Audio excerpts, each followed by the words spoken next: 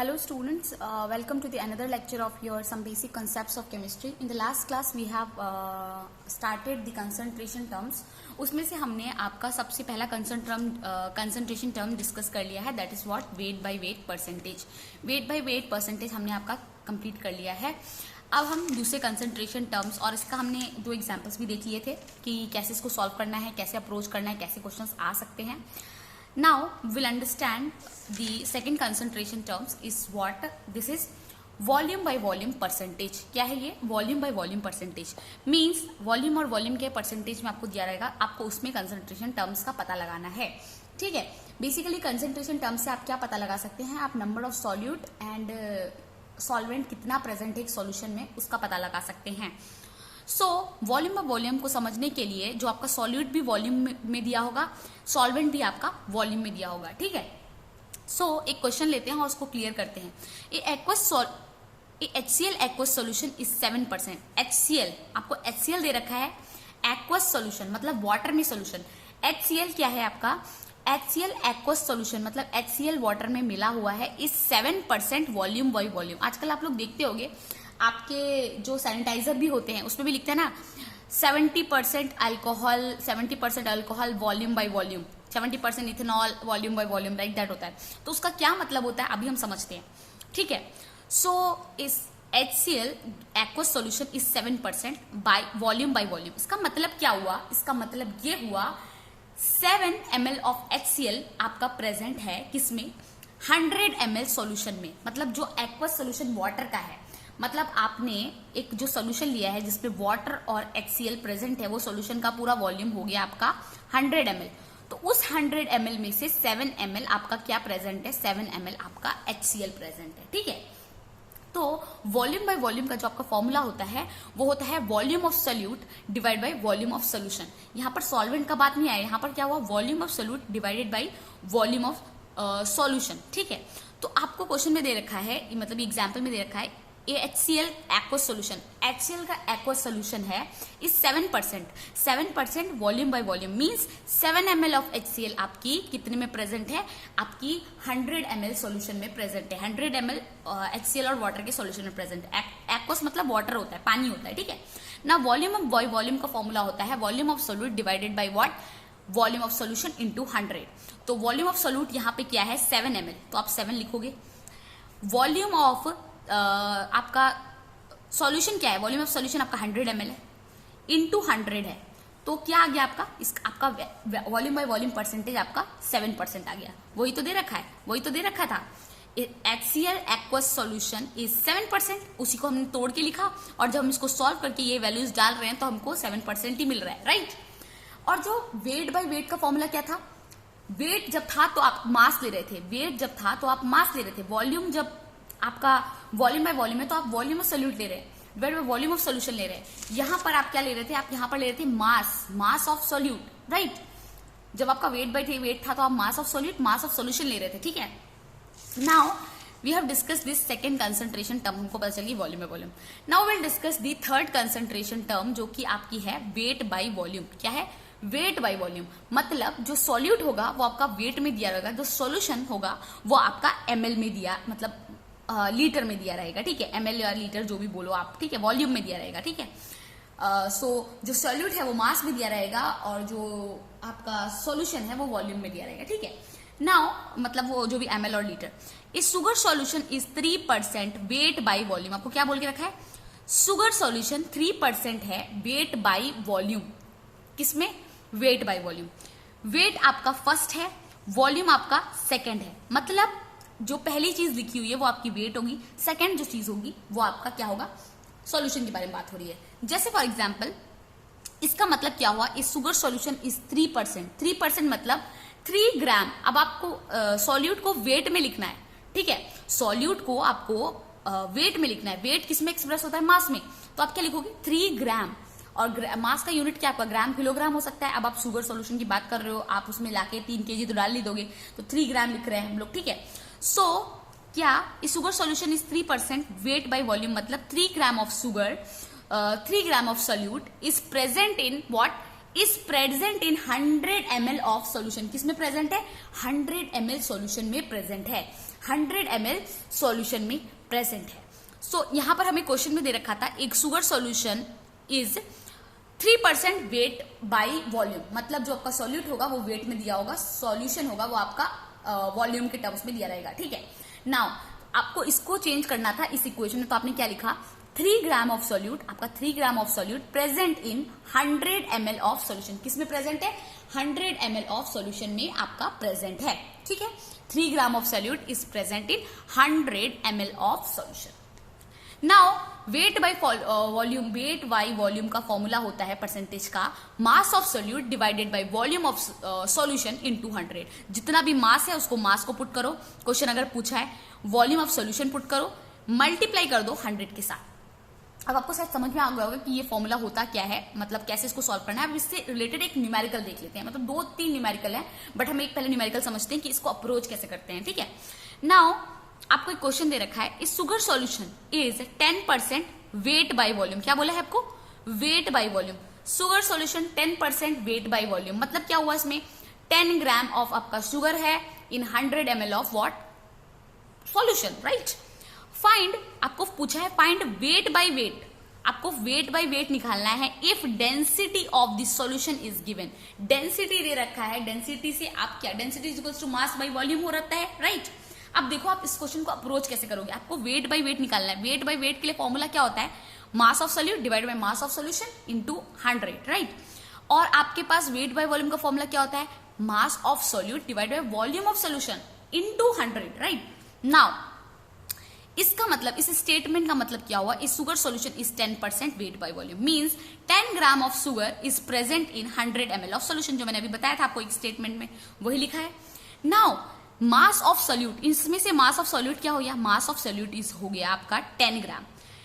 Now अगर आपको मास of solution निकालना है तो आप इससे मास ऑफ सॉल्यूशन तो नहीं निकाल पाओगे, क्योंकि मास ऑफ सॉल्यूशन, ये तो वॉल्यूम दे रखा है सॉल्यूशन का, मास नहीं दे रखा है। सो मास ऑफ सॉल्यूशन, क्योंकि आपको निकालना ये है वेट बाय वेट, आपको निकालना है mass of solute divide by mass of solution into 100। Mass of solute आपको पता है that is what 10 gram. Mass of solution कैसे निकलेगा? आप देखो यहां पर आपको क्या दे रखा है, वेट बाय वेट निकालना है आपको इफ डेंसिटी ऑफ सॉल्यूशन, क्या दिख रहा है? डेंसिटी दे रखा है सॉल्यूशन का, density is equals to mass by volume. So आपको अगर मास निकालना है तो आप क्या करोगे? मास ऑफ सॉल्यूशन निकालने के लिए mass is equals to density into volume, and we know that the volume of solution is 100 ml, right. तो हम क्या करेंगे? मास ऑफ सॉल्यूशन को लिखने के लिए डेंसिटी, ये डेंसिटी का सिंबल होता है, density of solution multiply with volume of solution, ये SOL, ये शॉर्ट फॉर्म है सॉल्यूशन लिखने का, ठीक है, ये volume. So density of solution into volume of solution. Density हमारा क्या दे रखा है? 1.25 ग्राम पर मिलीलीटर, तो 1.25 ग्राम मिलीलीटर को डिनोमिनेटर में लिखा है, और वॉल्यूम आपका क्या है? वॉल्यूम आपका 100 ml है। ml से ml कट गया, 100 के साथ ये मल्टीप्लाई हुआ तो आपका क्या होगा? 125 ग्राम आ गया। मींस मास ऑफ सॉल्यूशन क्या आ गया आपका? मास ऑफ सॉल्यूशन आपका आ गया 125 ग्राम आ गया, राइट।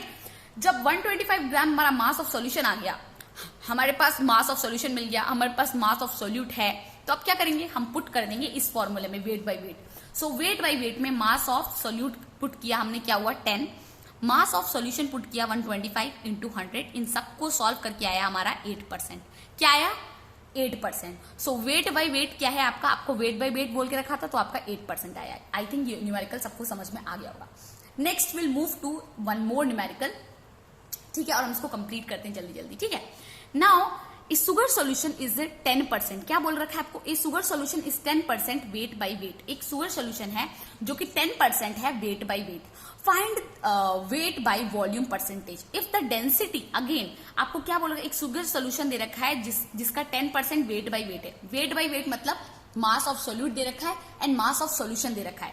फाइंड आपको पूछा है वेट बाय वॉल्यूम, ठीक है। वेट बाय वॉल्यूम का मतलब mass of solute divided by volume of solvent, solution, right. Solvent तो अभी जिक्र नहीं आएगा, सॉल्यूशन। इफ आपको density of solution, density solution की दे रखी है दैट इज व्हाट 1.2 ग्राम पर मिलीलीटर, तो सिंपल है।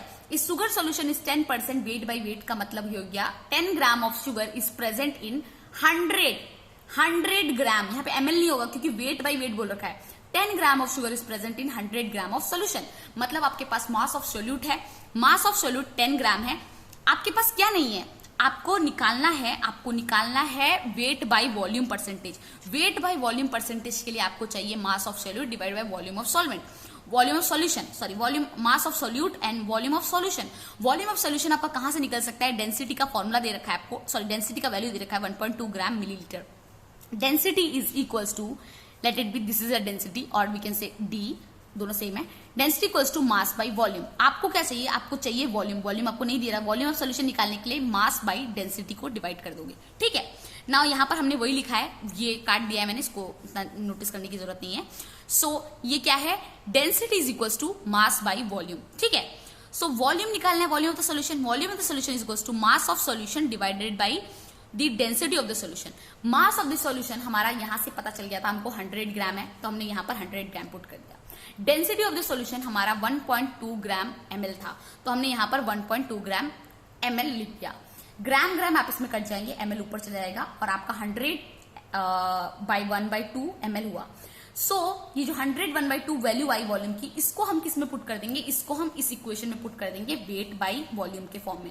मास ऑफ सोल्यूट आपका 10 ग्राम था, divide by volume of solution into 100। Now we have the volume of solution also, तो वॉल्यूम ऑफ सोल्यूशन को इस इक्वेशन में पुट कर देंगे। तो यहाँ पे हमने पुट किया wait by volume percentage 10 gram divided by ये वैल्यू जो हमारी आई थी इसको पुट कर दिया 100 डिवाइडेड बाई 1/2, 100 एंड यहाँ पर मल्टीप्लाई बाय 100, 100 100 आपस में कैंसिल हो गया, 10 इंटू 1/2 मतलब 12%।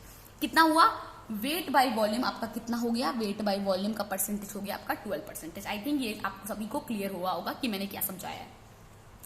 Now will move to this one more example, जो कि मुझे लगता है आप खुद से ट्राई करेंगे तो कर सकते हैं, otherwise I will explain. Okay, you don't look it into this, I have cut it. Okay, just read the question.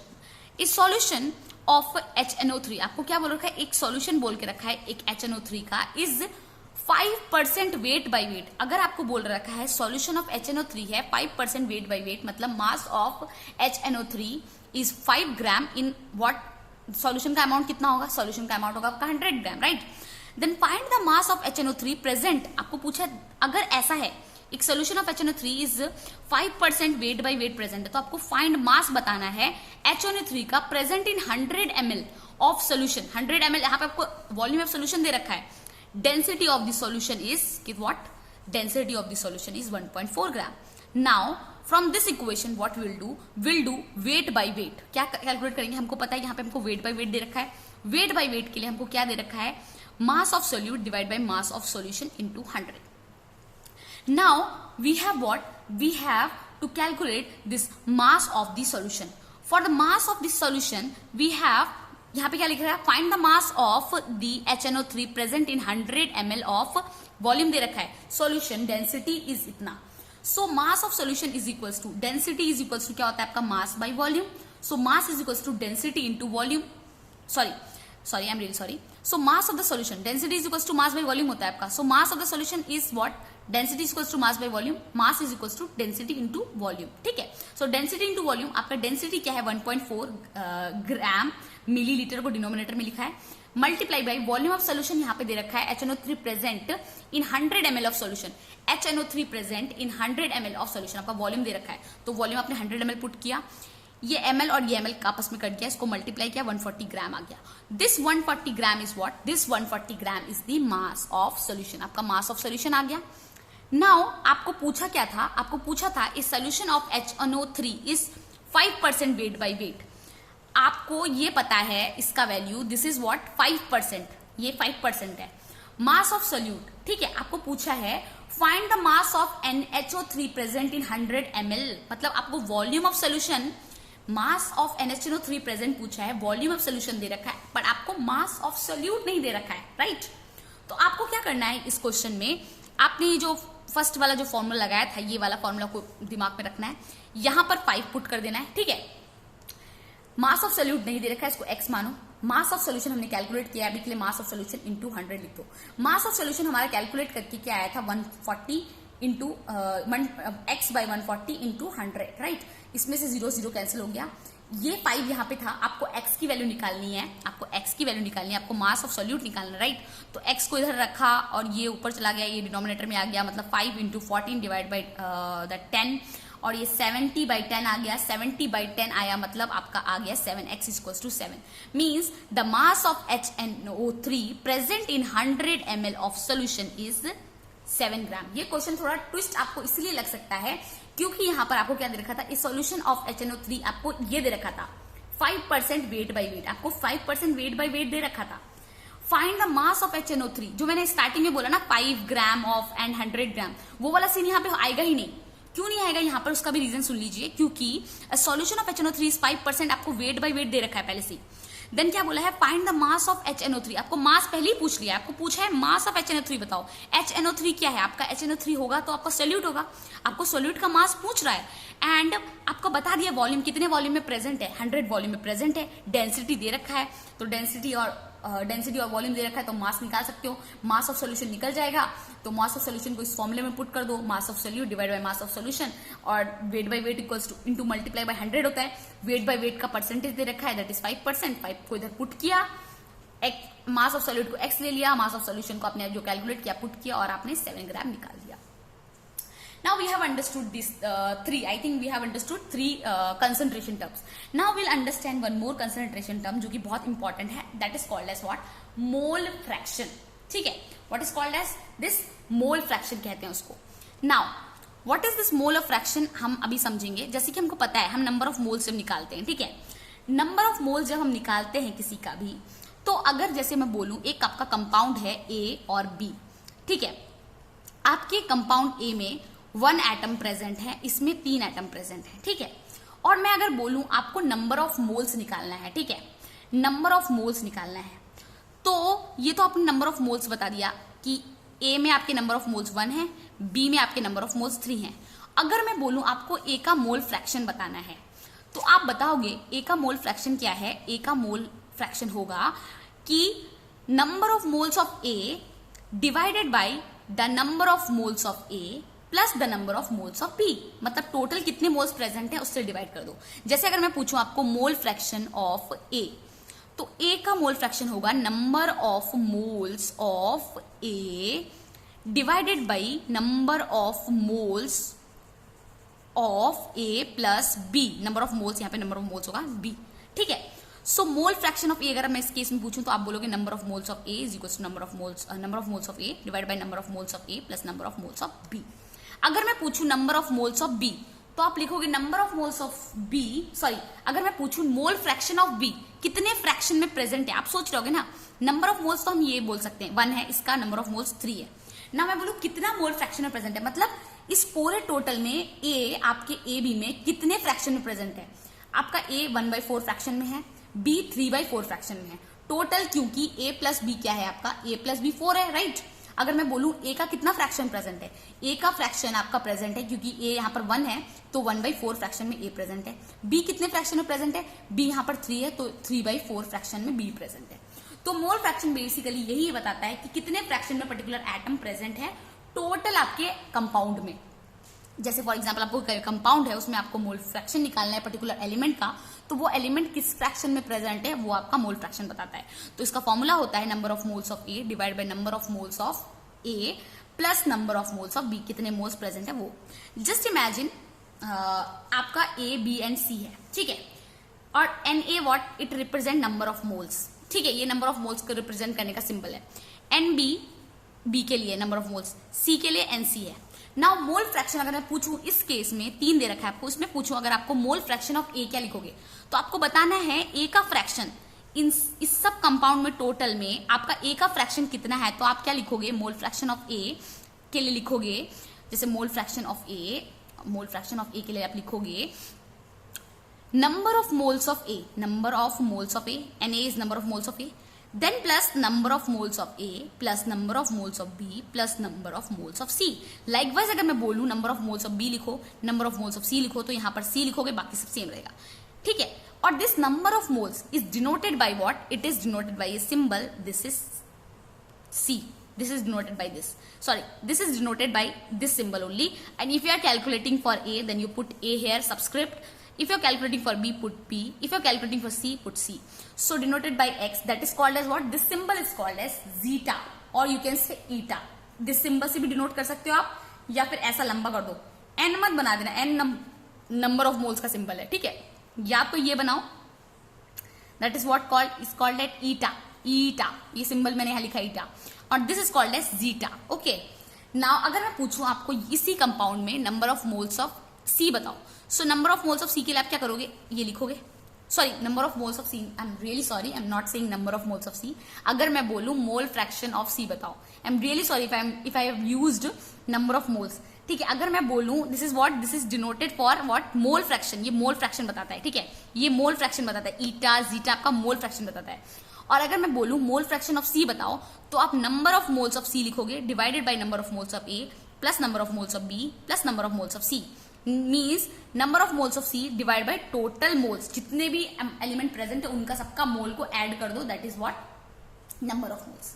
अगर अभी भी इस चीज में थोड़ी बहुत डाउट या थोड़ा कुछ कंफ्यूजन हो रहा होगा, वो अब हम एक एग्जांपल लेंगे और ये सारी चीजें एकदम मतलब अच्छी तरीके से क्लियर हो जाएंगी कि ये कैसे होता है और क्या होता है, क्यों होता है, वो सब एकदम फट से क्लियर हो जाएगा, ठीक है।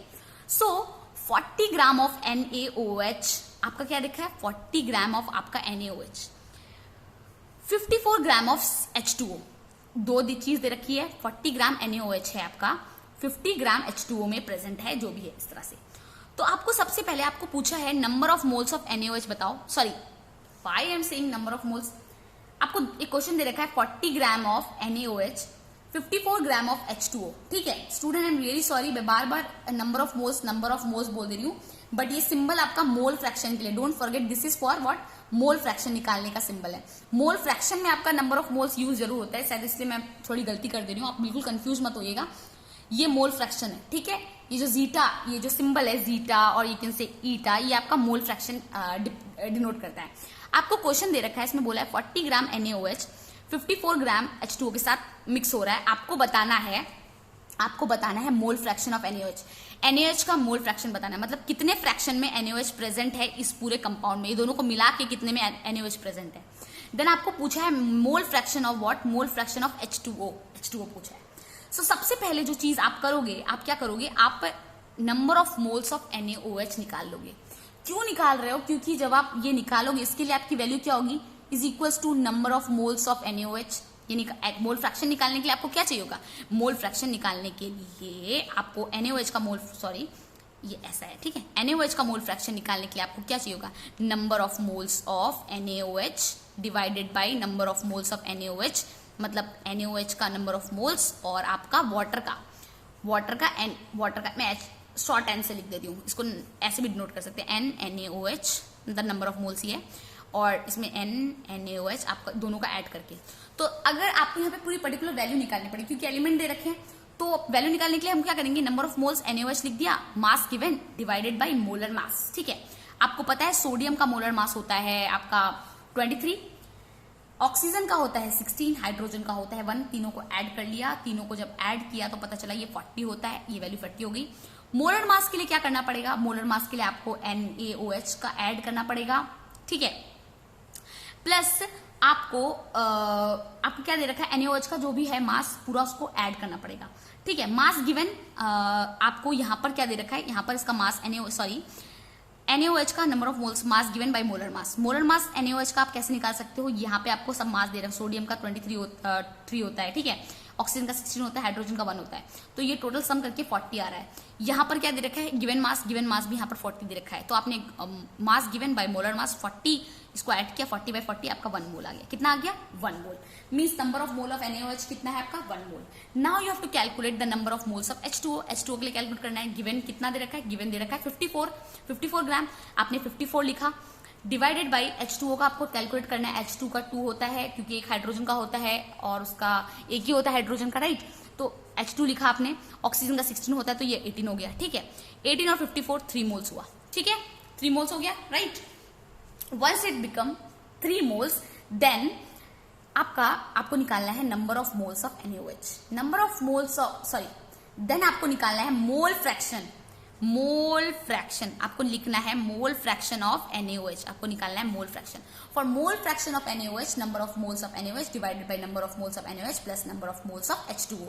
सो मोल फ्रैक्शन ऑफ NaOH जो आपका है is equals to number of moles of NaOH। Number of moles of NaOH आपका क्या है 1 मोल, तो आपने 1 मोल पुट किया, फिर again number of moles of NaOH आपका 1 है, number of moles of H2O आपका कितना है 3, 1 + 3 that is 4, 1/4 that is equals to 0.25। ये आपका आ गया मोल फ्रैक्शन ऑफ NaOH, मतलब ये फ्रैक्शन में आपका प्रेजेंट है NaOH बिटवीन दीज टू, इन दोनों के बीच में मोल फ्रैक्शन ऑफ NaOH का ये है 0.25, राइट।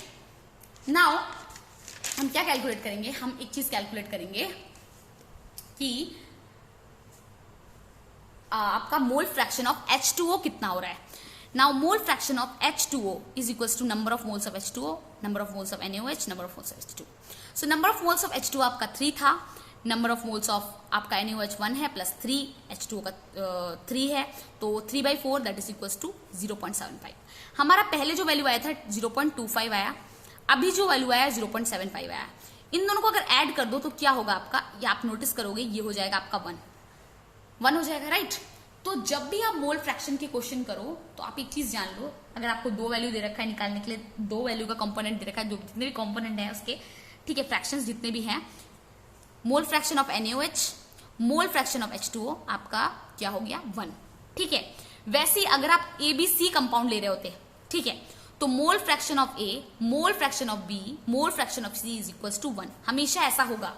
अगर आपको 2 वैल्यू दे रखा है, उसमें से आपने एक वैल्यू निकाल लिया है, तो सिंपली अगर आपके पास 0.25 आ गया था तो आप सिंपली इसकी वैल्यू को, आपको ये फॉर्मूला लगाने की जरूरत भी नहीं थी, आपको क्या करना चाहिए था, H2O इज इक्वल्स टू 1 - 0.25 और आपका ये आ जाता है 0.75। चलो ये तो हमारा शॉर्टकट हो गया, ये ट्रेडिशनल मेथड सबको आना चाहिए। और अगर आपका XA-B-C दे रखा होता तो उसमें भी आप XA + XB XC लगाते, और आप एक और चीज कर सकते थे, और इस तरह से आपका ये सॉल्व हो जाता, ठीक है, सॉल्व हो जाता आपका ये। और ये, या फिर आप ये बोल दो, इस तरह से हम इसको सॉल्व कर लेते, जैसे ये आपका मोल फ्रैक्शन ही है, राइट, ये आपका मोल फ्रैक्शन का वैल्यू है H2O निकालना था आपको, 1 - NaOH कर दिया, 1 में से 0.2 यही आपका निकाल दिया, मैंने अभी थोड़ी पहले बताया, वही निकाल दिया, ठीक है। Now I think it is clear to everybody. Now one more example we'll see, and we will go to another topic, that is the parts per million if time permits. Okay.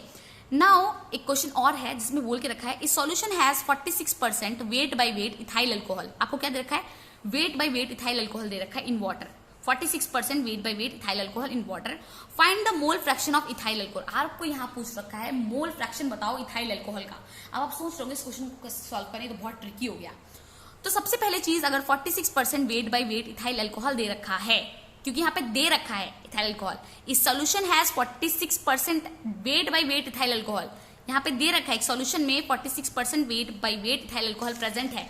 जो यहाँ पर question पूछा था, इस solution of HNO3, आपको solution दे रखा था HNO3 का, सॉल्यूशन का 5% वेट बाय वेट प्रेजेंट है, बट यहाँ पर क्या बोल के रखा है, इस solution has 46% weight by weight ethyl alcohol का अमाउंट दे रखा है, 46% बता रखा है इन वाटर, किसमें दे रखा है, वाटर में दे रखा है।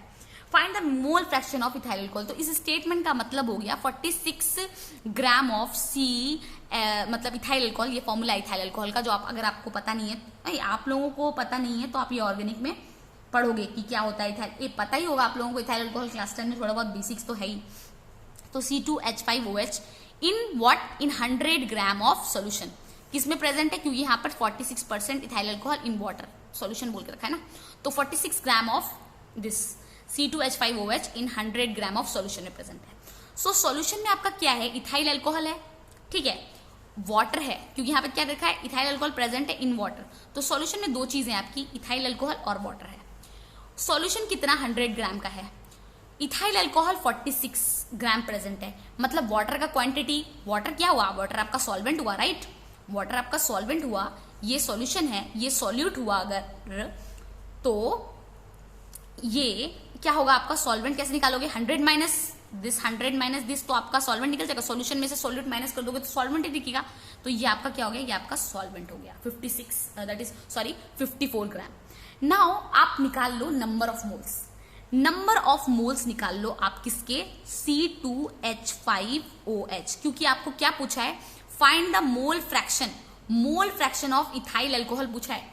जब मोल फ्रैक्शन इथाइल अल्कोहल का पूछा है तो number of moles ethyl alcohol के निकालने जरूरी हैं, एक एक करके हम सबका मोल फ्रैक्शन निकाल लेंगे। तो mole number of moles of ethyl alcohol क्या होगा आपका, नंबर ऑफ गिवन मास कितना दे रखा है, गिवन मास इथाइल अल्कोहल का 46 दे रखा है, ठीक है, हमको गिवन मास 46 है। कैलकुलेटेड मास कर लो, ये कार्बन का होता है 12, राइट, कार्बन का होता है आपका 12, तो 12 इंटू 2 24, हाइड्रोजन का 1 होता है, तो हाइड्रोजन यहाँ पे 5 है, 5 इंटू 1 5 ही होगा, ऑक्सीजन का 16 होता है, प्लस जब भी ये करोगे तो प्लस प्लस करना है, मल्टीप्लाई मत कर देना, तो कुछ और ही निकल जाएगा, और हाइड्रोजन का होता है 1, इन सबको ऐड किया तो ये क्या हुआ हमारा, इन सबको जब हमने ऐड किया तो हमारा आया 46 divided by what, divided by 46, okay, how come this become 25 and 5 that is 30 and 10 40 and 6 46, तो ये आ गया आपका 1 मोल, क्या आ गया ये आपका 1 मोल आ गया, ठीक है। Now number of moles of H2O, ये तो ये आपने निकाल लिए नंबर ऑफ मोल्स किसके, आपने निकाल लिए नंबर ऑफ मोल्स H2O5OH का, ठीक है, सॉरी H2 नहीं C2H5OH का आपने नंबर ऑफ मोल्स कर लिया। नाउ अगेन यहाँ पर भी नंबर ऑफ मोल्स निकला है, यहाँ पे लिखा नहीं है मैंने, ये लिख लो, number of moles of water, मतलब सॉल्वेंट का निकालना है, क्योंकि हम मोल फ्रैक्शन निकाल रहे हैं, जब हम मोल फ्रैक्शन निकालें तो हमको सबका अमाउंट चाहिए होगा, राइट। मोल फ्रैक्शन में क्या होता है, number of moles of particular, जैसे कि अगर आप इथाइल अल्कोहल का निकाल रहे हो तो number of moles of mole fraction of ethyl alcohol के लिए क्या करोगे, number of moles of ethyl alcohol divide by सबका सम करोगे, सारे मोल्स सबके मोल्स का सम करोगे, तो इसमें क्या करना पड़ेगा आपको, वाटर कितना प्रेजेंट है 54 प्रेजेंट है, वाटर का वेट क्या होता है, मोलर मास क्या होता है H2O का, हाइड्रोजन का 2 होता है, ऑक्सीजन का 16 18 हो गया, ये 3 मोल्स आ गए, कितना आ गया 3 मोल्स आ गए, राइट, 3 मोल्स आ गए। नाउ आपका प्रेजेंट क्या था सॉल्यूशन में, सॉल्यूशन में आपकी दो ही चीजें प्रेजेंट है, एक तो इथाइल अल्कोहल प्रेजेंट है, एक आपका वाटर प्रेजेंट है।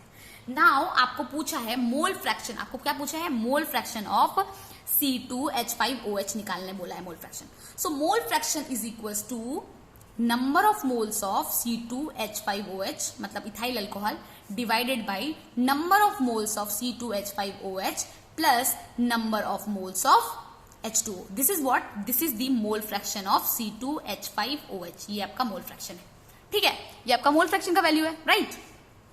सो आपको पता है नंबर ऑफ मोल्स ऑफ इसका आपने कैलकुलेट किया, यहां पर आपका कैलकुलेशन किया आपने, 1 आया, वाटर का आया 3, तो आपने क्या किया, इसको यहां पुट किया 1, इसको 1 आपका इथाइल अल्कोहल के लिए प्लस वाटर के लिए 3, ये 4 हो गया, और ये आ गया आपका कितना 0.25 किसके लिए आ गया आपका, ये मोल फ्रैक्शन आपका C2H5OH मतलब इथाइल अल्कोहल के लिए आ गया। अगर मैं पूछूं मोल फ्रैक्शन ऑफ H2O तो सिंपली आप क्या करोगे, 1 माइनस क्या कर दोगे, जो ये वैल्यू आई आपकी, ये जो वैल्यू आई उसमें से 1 माइनस ये कर दोगे तो आपकी वैल्यू निकल आएगी, राइट, क्या निकल आएगी आपकी वैल्यू निकल आएगी।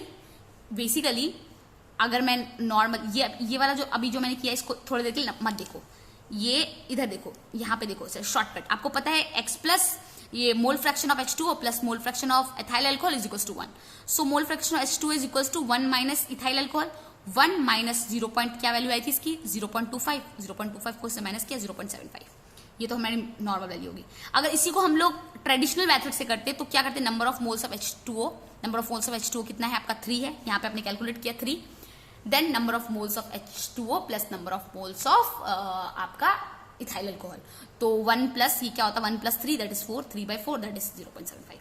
तो दोनों मेथड आपको आने चाहिए, एक बार आपको एक वैल्यू पता चल जाती है आप उसको 1 से माइनस करके भी निकाल सकते हैं, अगर दो टर्म दे रखा है, अगर 3 टर्म दे रखा है तो आपको 2 वैल्यू पता होनी चाहिए, तो तीसरे टर्म को उसमें से माइनस कर दोगे, तो इस तरह से इसको सॉल्व करना है। So student this is for the today's class, already video बहुत लंबा हो चुका है, सो नेक्स्ट क्लास में हम पार्ट्स पर मिलियन पढ़ेंगे, पार्ट्स पर बिलियन पढ़ेंगे, देन हमारी मेन मोलैरिटी मोलिडिटी स्टार्ट कर देंगे, एंड इसमें भी बहुत कुछ है, विल सून थोड़ा थोड़ा करके हम सब कंप्लीट कर लेंगे, और जल्दी हम शायद ये चैप्टर हम अच्छे से ही कंप्लीट कर रहे हैं, ठीक है। सो आप लोग पढ़ाई करते हैं अच्छे से, once will complete this chapter then आपको बताऊंगी आगे की स्ट्रेटेजी क्या है, तब तक पढ़ते रहें। Thank you so much, thank you for today's class, and पढ़ाई जरूर करते रहें आप लोग, पढ़ाई करना बहुत इंपॉर्टेंट है। Thank you.